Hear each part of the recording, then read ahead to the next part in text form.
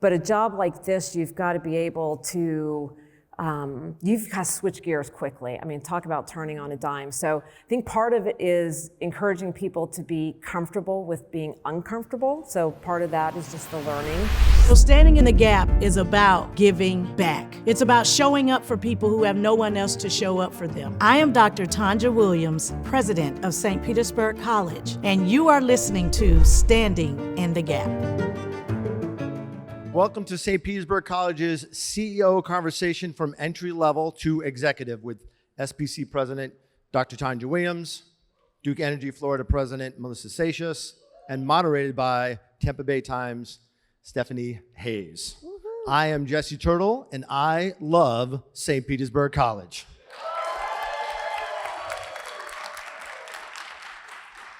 Do we have any alumni in the crowd tonight? Any SPC, SPJC alumni? Go Titans, I love it.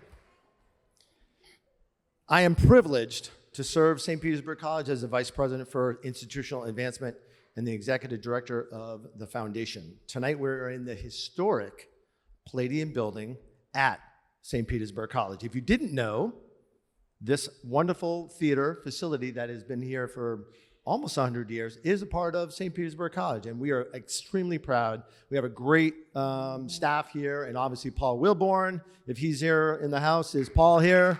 He was here earlier, but amazing director for the Palladium. Our moderator for tonight's lively conversation, like I said, is Stephanie Hayes. She is an author and journalist who writes nationally syndicated column for the Tampa Bay Times, as well as a weekly newsletter, Stephanie. She's the author of Be Serious, a collection of syndicated essays, which is a novel. Her writing has appeared in Chicago Quarterly Review, Bowden Magazine, McSweeney's Internet Tendency, and is forthcoming in Saw Palm. Stephanie has received recognition from the National Headliner Awards, Florida Society of News Editors, Green Eyeshadow, and the Society for Features of Journalism, among others. She is a St. Petersburg College alum. Go Titans. She is also an alum of the University of South Florida. Go Bulls. And she lives in Dunedin. Ladies and gentlemen, please welcome Stephanie Hayes. Thank you. Hello. Can you all hear me? Okay. Thank you so much for having me. This is very exciting to be here. It's wonderful to see all you in the crowd tonight. As he mentioned, I have a weekly newsletter, and I think Jesse's a subscriber because one week I mentioned that I went to St. Petersburg College, and really quickly I got an email saying, we gotta have you do something. So it's very cool. I was back in the green room with both of these ladies talking about our paths and our journeys and the different ways we got here, and it's exciting that we all started at St. Pete College, so I'm very proud to be here tonight representing that. And I'm going to introduce our two main events, and then we're gonna get down to the questions. So. First of all, we have Melissa Seixas. In 1986, as one of the few female students in her high school drafting class, Melissa joined Florida Power, which we all know as Duke Energy now, in distribution engineering. Over nearly 4 decades with the company, she has served in numerous roles with increasing leadership responsibilities, including her current role as president.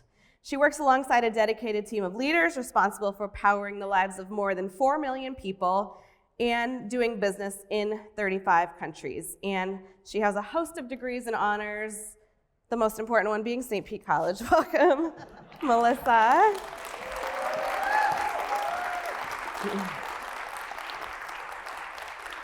And we're also so excited tonight to have Tonjua Williams, who became St. Pete College's 7th president on July 3rd, 2017. As a St. Petersburg native, she began her tenure with the college in 1986, the same year as Melissa started with Duke Energy. It's wild. Rising through the ranks in a variety of academic and administrative roles. Before becoming president, she was senior vice president for student services from 2013 to 2017. She's served in nearly every area of the college you could imagine. Provost, associate provost, director of special programs, program coordinator, academic advisor, recruiter, accounting clerk, adjunct, and we're going to talk about how she made it to the top from all that. So please welcome Tonjua Williams.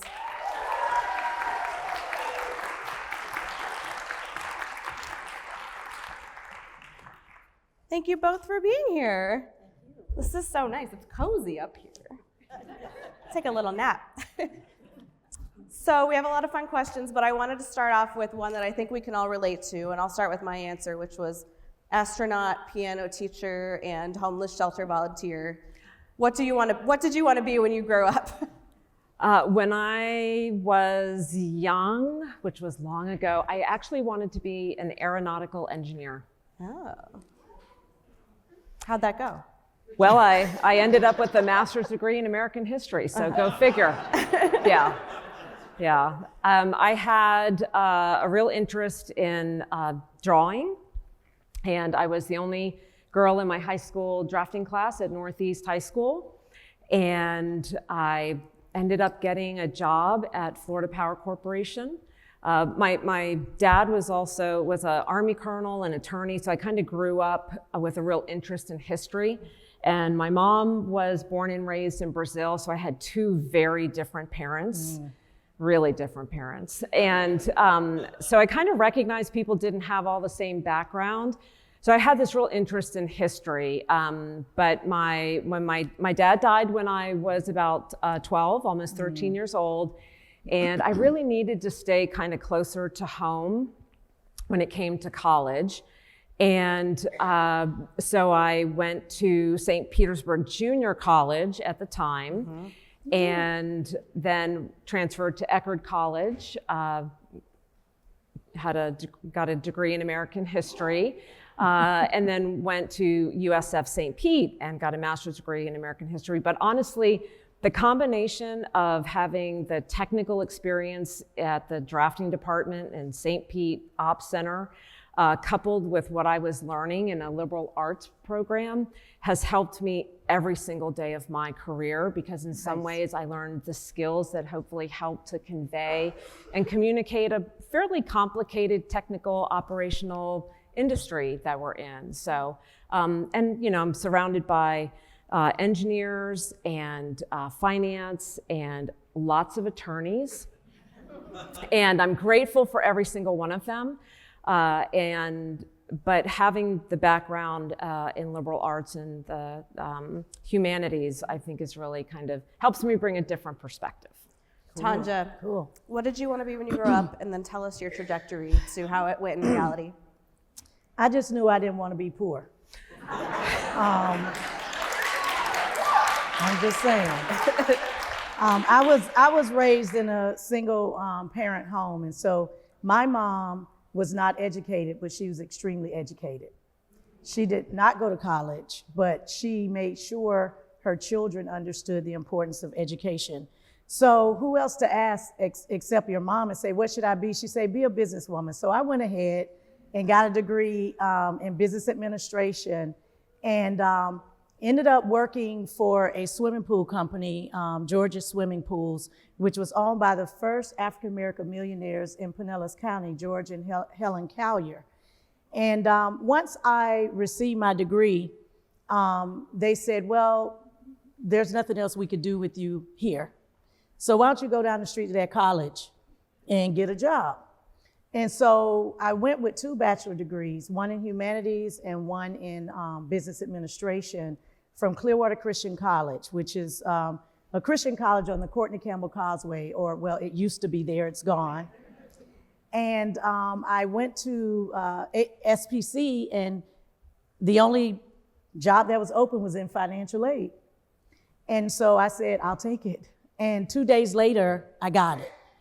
Not really knowing anything about financial aid, but knowing a lot about, finance from that on, especially when it comes to administration.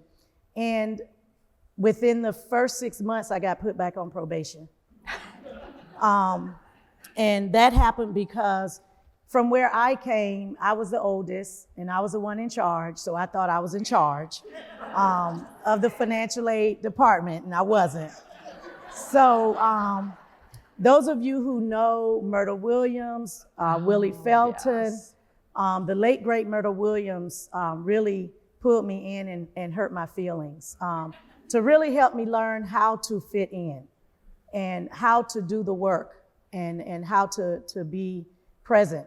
So once I started in financial aid, I thought, well, my big job is going to be a counselor. That's the jackpot.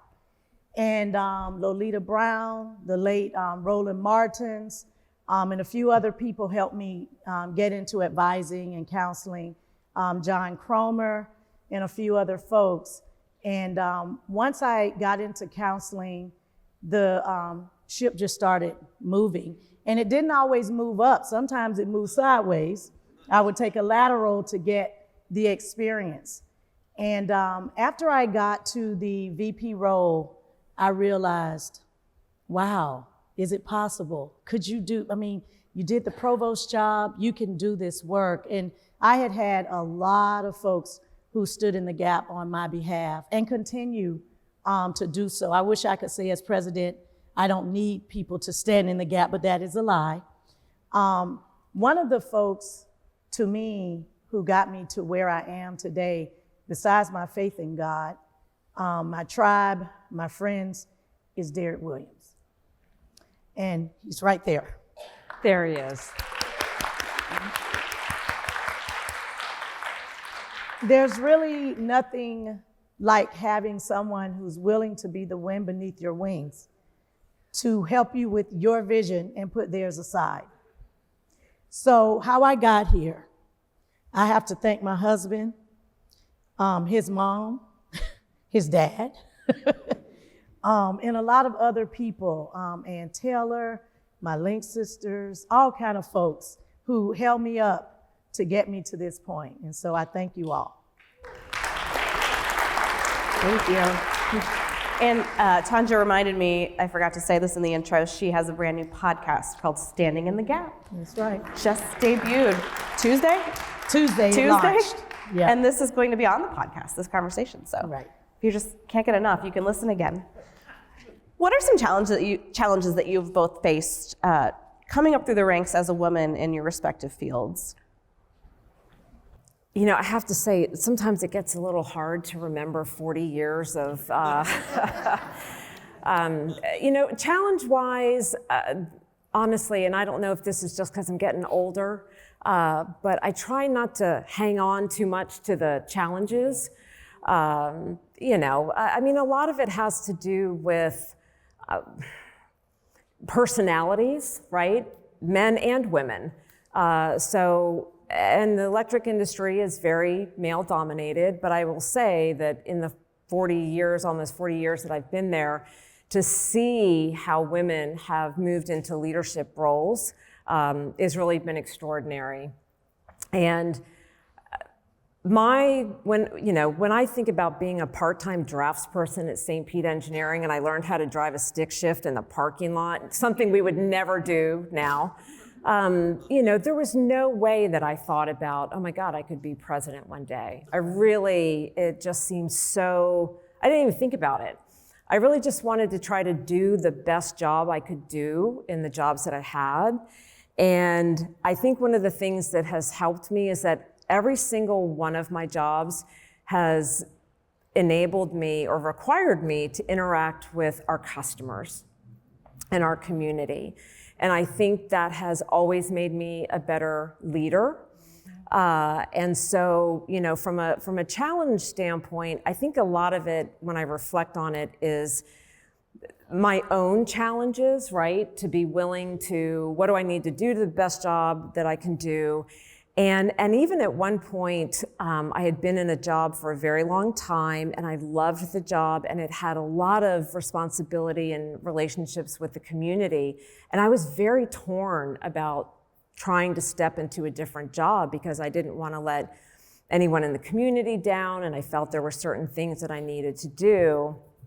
And the moment that I decided to do that, I applied for another job within the company.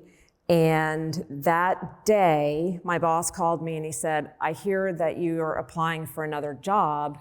You need to come see me. So I did. And he said, I want to make you director of blah, blah, blah. So the moment that I had finally gotten the courage, to make the change, like they say, the universe kind of somehow intervened. But challenges, again, I think we were talking about this backstage. male or female, I have found that if I'm very transparent about what I don't know, and let me tell you, stepping into the state president's role, there's so much I don't know. I usually lead most conversations with, remember, I'm an American history major. So, especially when it comes to conversations about rates and regulatory and finance, and, I see somebody from transmission, he's smiling. He's like, I don't know how many times I've had to explain things to her. But I think just being very transparent up front about what you don't know has allowed me to diffuse those situations. And then also what I have found is people end up being an advocate for you. And so the thing is, you don't really face the challenges, at least I have been fortunate, you don't really face them by yourself. We are definitely a company of relationships, and some of the people that I love the absolute most in the world are the people that I've met through this company. There's no doubt about that. And because Tonjua mentioned her husband, I have to mention mine. Where is he? There he is, right up front. Yeah. And those, having a support, at home, having friends who are support, but even internally to the company. And this is why I hope that for those of you who work hybrid and you're not going into your office that much, kind of think about it, because you miss so much by not interacting with your colleagues and what you learn. And I would not be sitting up here had it not been for all of the people that I interacted with, so. Challenges. Well, she just told the whole thing. Let me, think about this. Honestly, growing up, I'm used to challenges. There were all kinds of unique things we had to do to survive and to make things happen. And I would say one of the biggest challenges is being able to be comfortable in the skin you're in and knowing your truth and the passion behind your purpose, and not letting others dissuade you or push you away from your dreams and what you can do. The voices that we listen to, we need to be careful, because everybody in your tribe does not have your vibe. And you have to be comfortable, as Melissa has said, with being uncomfortable. And you have to be willing to work in that job description and other duties as assigned. That's where I lived in my work world. Always okay doing something that's not my job, because soon enough I'm gonna need that very skill that I have fought not to do because it's not on that piece of paper. And so for me, I think Derek would tell you, one of my challenges is believing I can't do it. That's not gonna happen. If you tell me I can't, that's just telling me, okay, I'm gonna show you better than I can tell you, even if it's hard for me. But one of the things about Melissa and I being in the community growing up, a big challenge is trying to make sure we don't let our community down. And the burden of leadership and being at that top, making the final decision, knowing that if this is wrong, it's on me. And being comfortable with that. And I had a mentor who once told me, make the decision and make it right. You don't make wrong decisions. The wrong decision is not making a decision. And so being comfortable in the skin you're in is important, and being okay with people who look like you not liking you. That is a painful challenge, because you think that the people you've worked with or the people you've played dodgeball with or you went to school with will always have your back.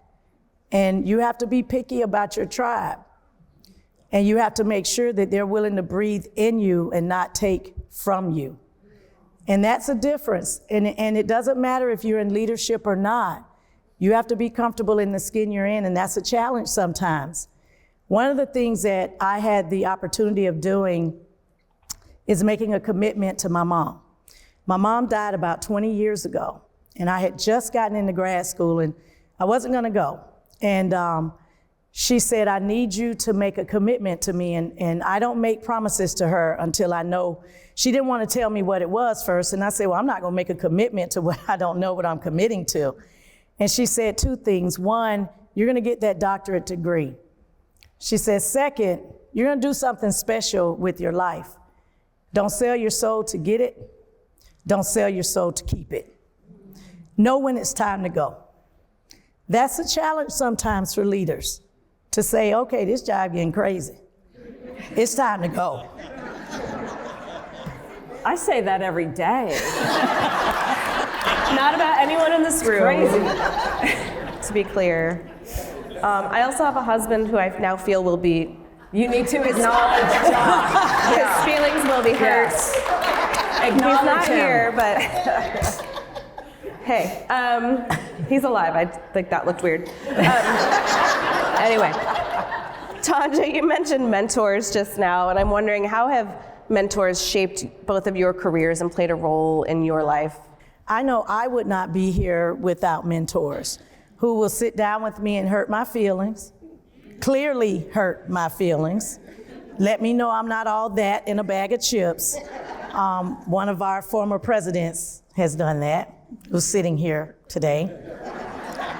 But the purpose of a mentor is to teach you. The purpose of accepting a mentor is you to be willing to listen and learn. Because in many ways, they've been where you're trying to go, and they're trying to help you get there. And some of them were solicited mentors, and some of them were not.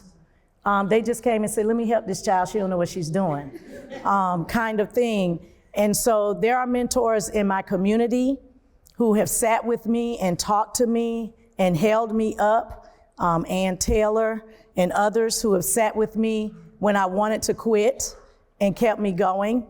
My husband mentors me every day. He hurts my feelings when it needs to be. He reminds me I don't run the house. I may run the college, but I don't run the house. But I would say if you have a good mentor in your life, really value that person who's willing to, contribute to your life to help you be what you can't see. They see it, we don't. Who can help you avoid those pitfalls and help you stand tall when you feel you've made a mistake and you didn't, but you took it in personally. And I think the other part of receiving mentorship, which I still have to this day, is also being willing to mentor and give back for what you have received. You need to give back for what you've received. Did you cultivate your mentors naturally, or were they paired with you, or how did you find them in your life? I think the most successful, when I think about mentors, it's been like nearly everyone I work with in some capacity, right? Whether it's a really seasoned engineer who is, just dying to kind of share. People love to talk about what they do, right? And they want to share it. So what I've learned from people who I've worked with, whether they were peers, I learn every single day from such a diverse set of people internal to the company. And I can't say that there were times when the company has all kinds of great programs about formal, mentors. But what I have found is it's been the more kind of organic relationships and just learning that way. Because I feel like it just has allowed more of the kind of natural dialogue. But yeah, every single day, it has nothing to do with the person's title. Right. It has more to just do with the relationship you build and whether you're learning an actual process from them or a certain, area of knowledge. But a lot of times it was just watching how people treated other people. And I mean that in a good way and a bad way, right? Because you learn from people who you're like, I do not want to be that kind of person. So I think it's watching how they interact, watching how they behave. And so, I feel so fortunate to have had that from the day that I started as a 19-year-old who was called kid for the first 5 or 6 years. And then I eventually became ma'am, but it had nothing to do with my title. It was just I got older, right? And the people that I worked with, they were having kids, and now those kids are having kids. I'm like, I'm on the third and almost fourth generation of some of the people within the organization. So mentoring that way, I truly learn from so many people every single day.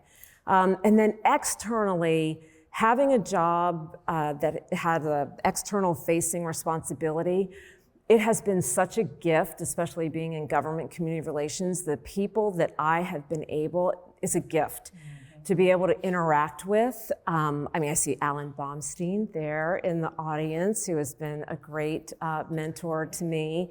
And just to be able to be in the presence and watch and interact people in the community, Dr. Law, so many people. And President Williams mentioned Myrtle Williams, who, I have to tell us a quick story. I had joined the board of the Pinellas County Urban League, and I was in a meeting, and we were doing workshops, and I heard this woman's voice, and oh my God, I was transported back to Medellin Middle School, because she was my assistant principal when I was at Medellin, and she literally swatted me back in the days when they swatted kids, because I was not the most well-behaved child, I'll just say. So then to think about that this was my middle school assistant principal, and we unfortunately lost her, but to then be able to interact with her and spend time with her as an adult and learn from her, talk about full circle, yeah. So I'm so incredibly grateful for the people that I get to interact with externally. It truly is a gift. So you may have heard, we lived through a pandemic and several hurricanes and a host of other challenges that undoubtedly affected the companies and institutions that you two run. I'm wondering if you could talk about an occasion where you rose to the call of duty in the middle of a crisis and what these events were like for you in leadership. I'm gonna go first on that one. Okay. So my third month as president, we had the hurricane, big time. And we don't like to talk about that. I know. It's a four-letter word. Yeah. Irma. And I think that was the first time I realized, oh my gosh, I gotta make a decision here. We've got to do this, we've got to do that. And you hear people talk about it's lonely at the top, but I have the whole college, what are we gonna do, Tonjua? What are we gonna do, Dr. Williams? I'm like, I don't know, I gotta figure this out. But to really sit down and work with the team and look at what's best for the college and how to work through that to move things forward, it builds confidence, not just for me, but for my team, because we had a 911 group. We got together, we had a group that was working with the emergency task force, Dr. Johnson and team, and we were able to move through that. COVID was the biggest crisis that I ever had to facilitate through, and the longest, because we are trying to keep students learning and employees employed. And it was one of those things where you had to be laser focused and you had to make the right decision. I could not do that without my team, because many of them had better ideas than I had better initiatives and ways of moving things forward. So the ability to lead and learn at the same time was something that was very, very interesting. And I think also another major crisis I had was starting in the red and trying to get the budget, working with Mike in the foundation. Hey, Mike, how you doing? And trying to get us on a stronger trajectory moving forward. And sometimes you're building the plane while you're flying it. And sometimes you don't have a lot of time to make a decision. So you have to be ready to rock and roll and have your team ready to rock and roll. I have one of the best teams, and they do such a phenomenal job. And people tell us that all the time, but you've got to have your team to be prepared and ready to roll. But through COVID, it was a lot of budget stuff, because the tuition wasn't going in right, and people didn't want to work from home. And then when we came back, they didn't want to work at the office. So you're trying to finagle through that. And then, online learning took a big hold and we have empty campuses. I mean, there's a lot of moving parts in trying to fly that plane while the door isn't quite on and the lights aren't working, but you're still trying to move the plane. But in a time of crisis, the best thing you can do is not be alone. You cannot think straight all the time during crisis, and you have to have your team around you. My board of trustees stood strong. The cabinet stood strong. The faculty were amazing. The support staff did things I didn't know how they could do it from home, but they made it happen. But there are a lot of those crises that come along that you're not aware and prepared for. You just have to stand through it and move forward with courage over comfort, and not sit paralyzed and not make it happen. But we were able to move that plane while we're flying it. So we are definitely a company that spends a good deal of time preparing for crisis. We love ourselves a good risk analysis. And God bless the families of our employees, because we all carry that home. And so if there's like a situation, I got to come up with at least 3 scenarios, starting with the worst case scenario on how we're going to fix it at home. And so, but the skills that you hone preparing, because we're not just preparing, we're preparing for 4 million people. And in some cases, we're talking about a hurricane, but in some cases, it's also about us preparing to deploy resources to other states, because one day they're going to come help us. That's right.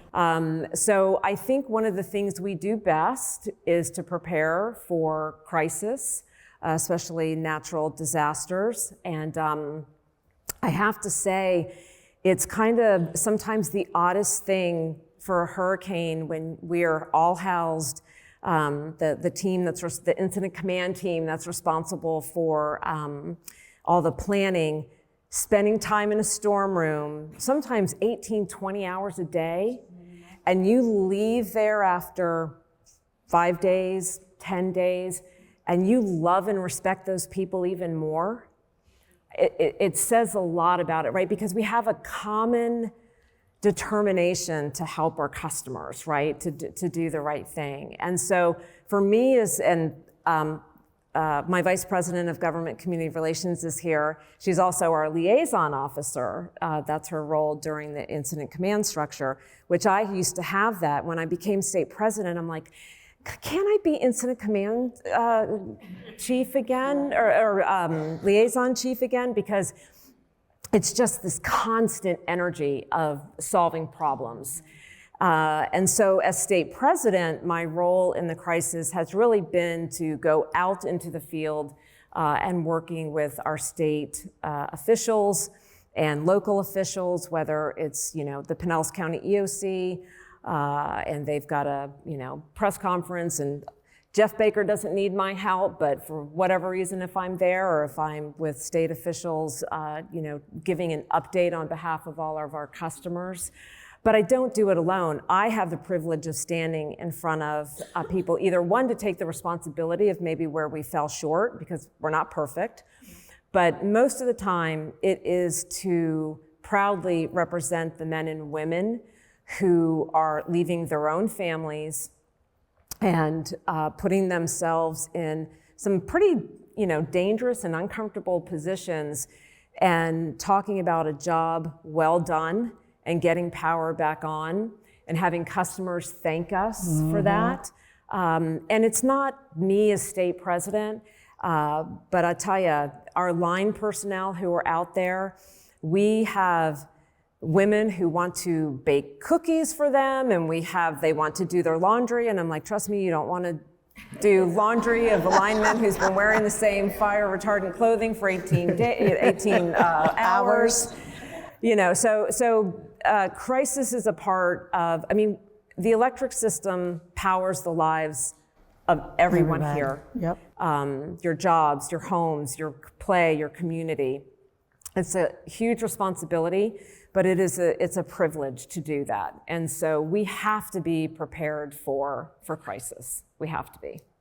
I'm wondering are there any moments where, in my line of work, you have to choose which shots to take and when to speak and when to not. And what really matters. I'm wondering if you have had moments where you've had to maybe learn a hard lesson or learn how to pull back or push forward, or what that balance has been like for each of you. Yeah, well, my corporate communications team here is half the time they're thinking, I hope what is in her brain is not going to come out of her mouth. Yeah. So They're nodding aggressively. they are. They're like, yes, yes. I mean, that truly, every night I go to bed and I'm thinking, just let me be a better leader tomorrow. And, I think about what I said, what I could have said differently. And sometimes when I say it, I'm like, okay, you did good. But a lot of times it's like channeling how other people are communicating, how they're getting their points across. So yes, it's a constant, and my team knows I can be a little sarcastic. And, it sometimes doesn't work. And so, but sometimes it helps to diffuse it, right? But so I will tell a story. So I was with our CEO and all our senior leadership, and I was in Charlotte and, gave this update. And I tried to be, I was just kind of being, I thought, funny. Oh my God, silence, crickets. And I sat back down next to the person next to me. I'm like, remind me never to be funny here again. Yeah. It's a real risk. It's a real risk. It's a real risk. But I think part of it is you kind of have to be who you are, right? Yeah. And knowing your audience and what's appropriate and what's not appropriate. So I did tell you I was on probation after She's my still first on six, probation. My first 6 months. I think that being unapologetically yourself is the best way to be. And be respectful with it, be kind with it, but there's a season for everything. And so sometimes you have to let Shaniqua out. And yeah. Minus Raimunda.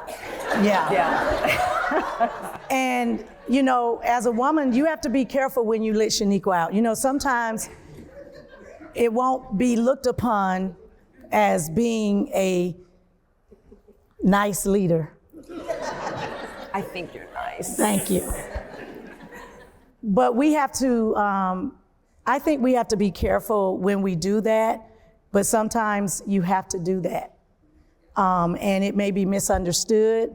It may be misexplained. Oh, she off the chain today. You need to, don't go in there. But there are times you have to be passionate about what's happening and what's going on. I do not do that often, but sometimes you may have people say, that's Dr. Williams? Like, she really went in on that. Because of the severity of the issue or the urgency of the problem, you have to make the right decisions. I don't really tell jokes. I don't even play. Even when I was a kid, You've gotten more laughs here tonight. Yeah. Come on. Yeah. But what I'm saying is the focus of the work you're trying to do, you're trying to make sure you don't make mistakes. You're trying to make sure you're relevant. You're trying to make sure the institution is moving forward, that the team knows what we're doing, that the strategic plan is working, that the wheels are turning and you're moving. And sometimes you miss being human. And you walk past people and you don't say hi. And you have to learn to do that. I do that purposefully. It takes work because a lot's up in here going on. And you're trying to make sure that you engage the folks that you love, that you're working with, that you're sitting in the break room eating with. And you have to take that time to do it and make sure that you see your folks because they're not hidden figures. You can't walk past them because you're the president and not speak. You're not all that. And the work that they're doing is helping you do what you do. And you need not to forget that because I used to be them and I understand what it feels like to be them. So Don't you value. feel like you still are them? I am. Yeah, I feel that way. I still go in the back of the shed and eat barbecue with the security people. That's just what you do.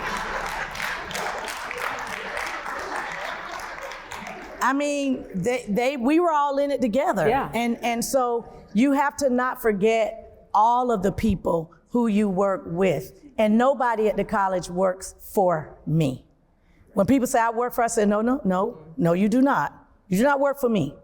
We all work for the college, for the betterment of this community, to help folks gain economic mobility and go from poverty to prosperity. That's what we do. That's what we do. That's it. I just want to say that I overheard someone down in the front go, she's good. So. She's really good. So good. You both are. Melissa did tell you we have a partnership together. We both want to change lives through the lineman program. Absolutely. Yeah, go ahead and talk about that for a second. So Melissa didn't want to do it at first. So That's not true. We couldn't do it on her timeline because were too she slow. mentioned it on Monday and she wanted it by Thursday. Tuesday. But what happened, I had the pleasure of overhearing Melissa talk about we're not going to have enough line workers in an elevator in Tallahassee. In the elevator in Tallahassee, we were both lobbying for our organizations. And so I stopped her, I said, well, we could do that.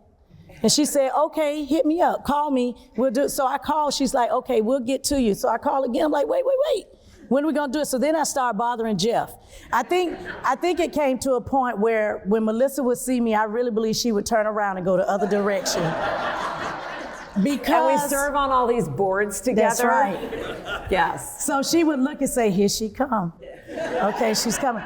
But because Melissa sold me on the ability to change lives in a 14, 16 week training, and these guys and gals are making 60 grand. And so for me, that meets my economic mobility. You know, I'm like, you don't have to really take English, reading, writing, and math, but you walk out making that kind of money.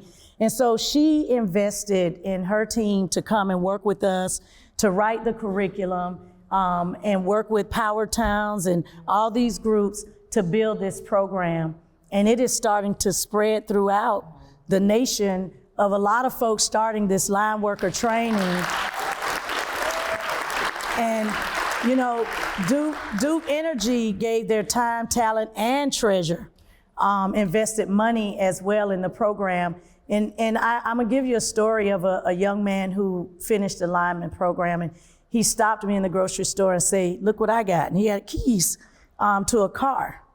And I said, oh, you got a new car? He said, no, you missed, I have my own apartment now. Yeah. I have my own car. I'm living my best life. For 14 weeks of training, I'm making 60 grand. I'm good. Yeah. That's what it is all about. And somehow, I did not understand the investment that Duke Energy gives into the lives of people, more than turning the lights on. They're talking about turning careers on and changing lives. So we start hooking up, we start working on, we're like, what else can we do? What's next? You know, because if you are an employee at Duke Energy, you have an opportunity for upward mobility throughout that organization and make that your lifelong place of work, place of change, career work, changing families, helping people move forward. Well, that's what SPC is all about. So I always tell her she's my sister from a different mister. And she repeated that to me earlier today. But the work that you're doing, you have to have passion behind your purpose. Otherwise, it's a job. And you know, I've had some jobs, but now I'm living my career. I'm living a life of who I am and what I, feel I need to do to give back to the community. And I can call her at any given day and say, hey, we got the Promise Scholarship. You want it? You like, yeah, I'll give to it. Okay, perfect. Okay, so we're in this together, and as leaders, you have to rely on your team. So she calls me and say, Tonjua, I need this space to do this. Okay, what date, what time, we're in, let's go. Because we're aligned with changing the lives in our community. And that's what this is all about.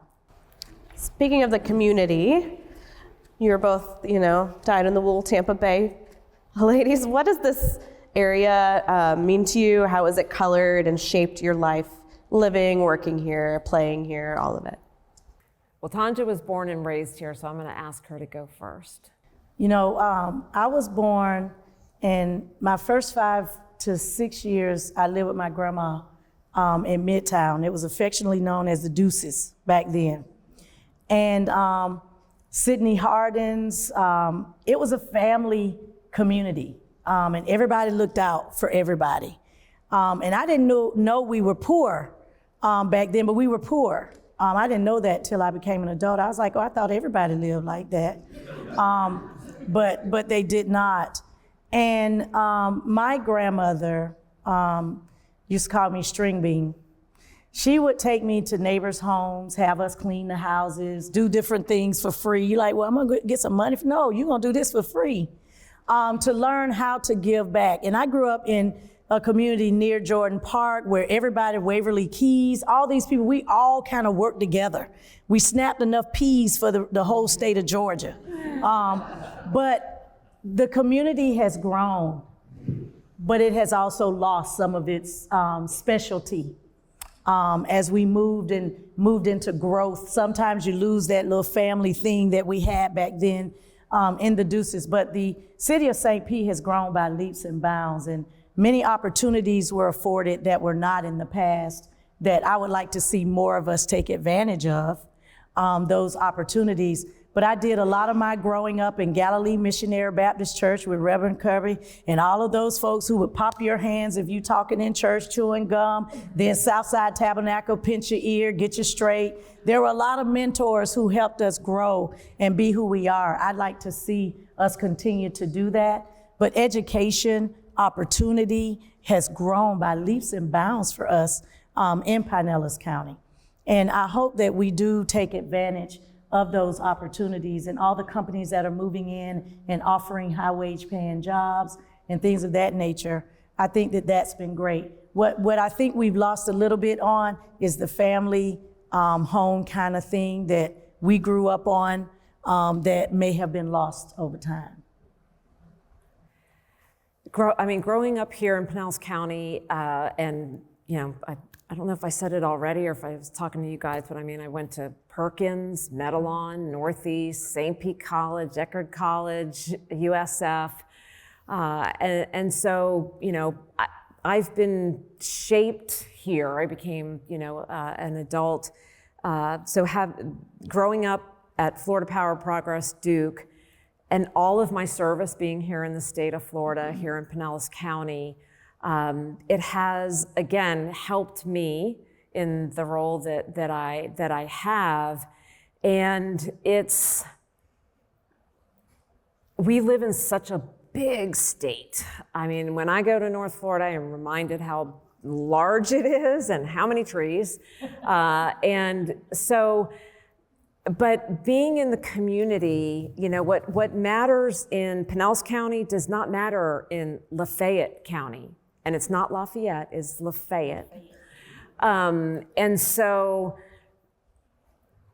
this has been my measuring stick.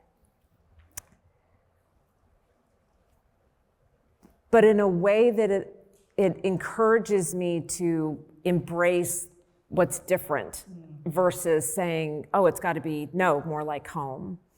And, again, being able to work in the community I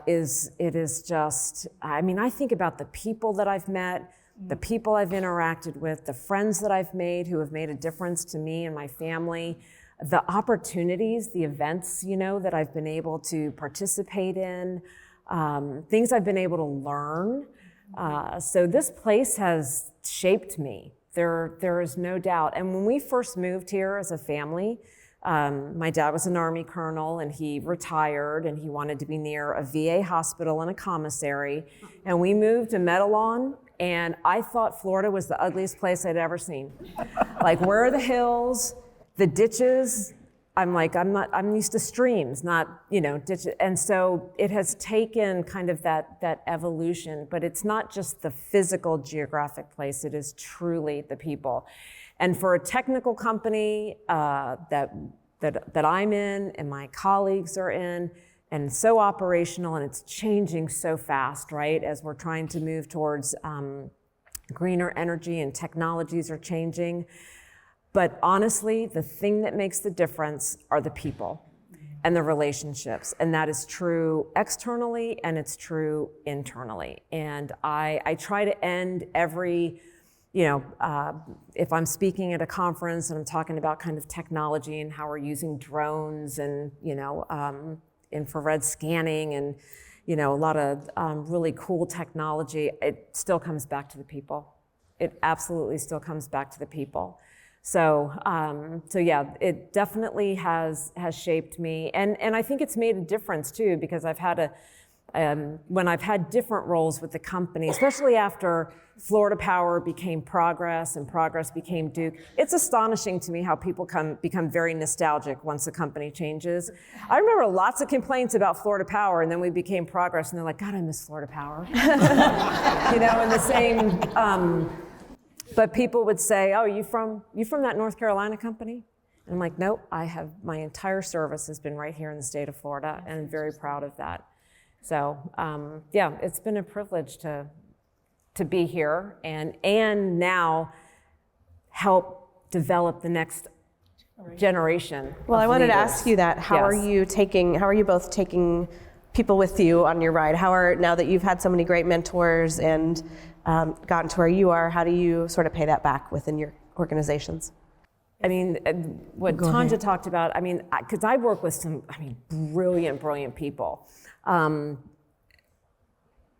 But a job like this, you've got to be able to, you've got to switch gears quickly. Talk about turning on a dime. So I think part of it is encouraging people to be comfortable with being uncomfortable. So part of that is just the learning. But even just finding opportunities to showcase people in different ways that maybe others don't know, aren't aware of a skill set that somebody might have. So trying to put them in those roles.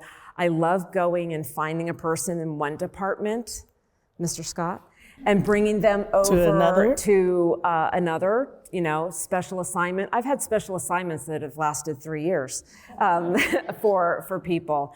And that is what, but again, if somebody's doing a good job and you recognize that, you're like, oh, I need somebody with this skill set. And you think, oh, let me go talk to, such and such. And we are, I think, a company that's good about trying to encourage that type of cross-training.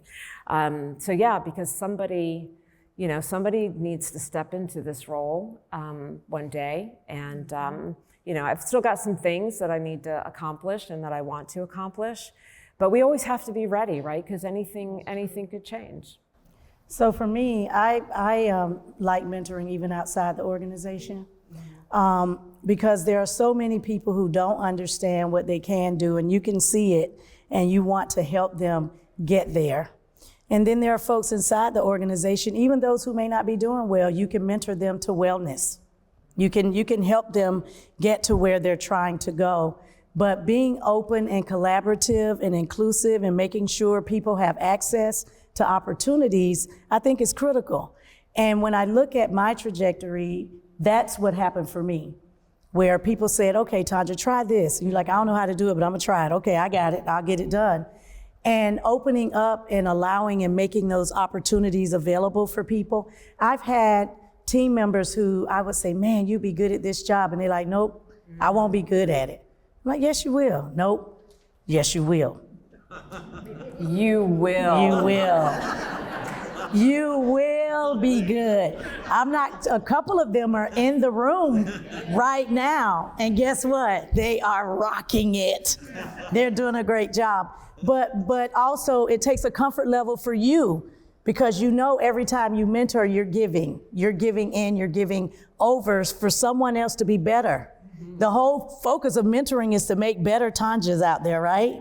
It's so that you're not like me, you need to be better. Exactly. And so to be able to open your story and say, these are the missteps I took, this is some of the bad decisions I've made, you don't want to do that.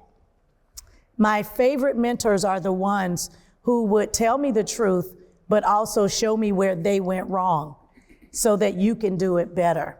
And so for me, I've had a lot of people say, will you mentor me? And my question to them is, are you ready to listen?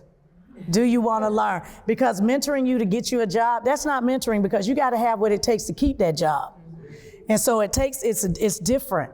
So sure, I'm happy to help and to invest, because so many people have done that for me. The hardest time that I had a mentee who just would not listen. And the mentee worked at the college, and I'm like, this person's gonna get fired because they don't wanna fit in. And I, of all people, will know I was on probation that time because I, didn't wanna play fair in the sandbox. But you learn and you sit and you tell them, you're gonna lose this job. Because some people think the degree and the title is the job. The degree and the title don't make you, you make it. And so just because you have doctor doesn't mean you're all that. Because there are people without the degree that run circles around me, Melissa, Stephanie, everybody. So understanding getting the job is not the job, it's being able to keep the job and to be mentored through that. There's always someone at your job say, let me show you, let me help you. You better take that help. You better listen because they're gonna help you be successful. I believe in mentoring because I wouldn't be here without it. And it's hard to let go of my mentors. I would call them at the drop of a dime. They've been my mentor for 20 years. Look, this happened. What you think? Did I mess that up? And they will tell you the truth. They'll say, well, I wouldn't have done it quite that way. So let me see how I can help you clean it up because you just messed that up. But the mentors the good ones are there for you on both sides of it, right? On both sides. And I think Melissa was onto something when she talked about, I think about my leadership. Because some nights I think about who do I owe an apology to tomorrow? Who's told that I step on a little too hard? Who was I a little too strong with that I can go back? A good leader knows how to apologize. A good leader can own their mistakes. And I'm okay with doing that. I'd be like, well, my bad, you're right. I was wrong on that. I'm sorry. Now, my mother had a special way we had to apologize to each other. We had to say, I'm sorry. You have to say for what you did. I was wrong, and will you please forgive me? Let me tell you something. As a kid, it was like, I'm not gonna mess up because I ain't apologizing to none of them like that.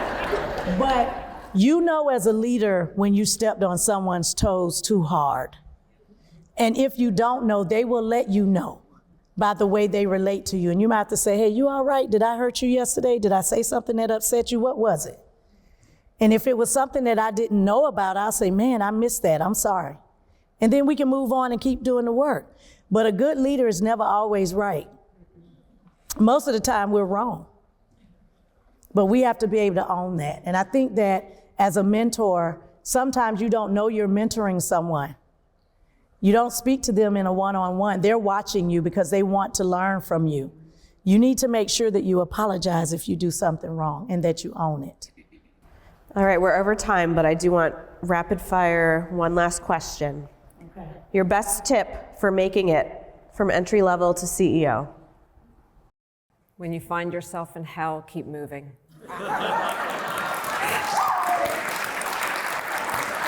Yeah. And for me, I'm going to take something one of my faculty members said to me, and that's courage over comfort. If you're not willing to work in the gray, you will not be a leader. Because you got to learn how to live in the gray, bathe in the gray, drink it, whatever. You're not going to know all the answers. They're not all black and white. So be comfortable in the gray. Good advice for life. Thank you both so much. Thank you, Tonjua. Thank you, Melissa. And thank you all for coming tonight. Appreciate you. Thank you.